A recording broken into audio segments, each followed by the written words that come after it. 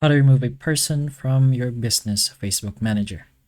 So go ahead to your business suite.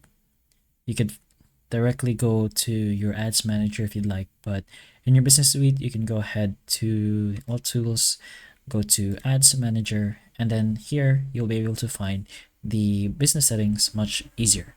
So again, go back to all tools and then you can find the business settings.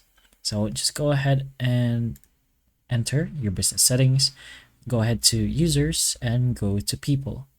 Over here, we only have ourselves and a random we've invited, but you can go ahead and open up the details. And then you can go ahead and press on remove over here. You can do the same for every other person or people here in your business manager, but that's pretty much how you can remove people from your business suite. So hopefully the information of this video can help you, and if it can, please like and subscribe for more videos like this, and that's all.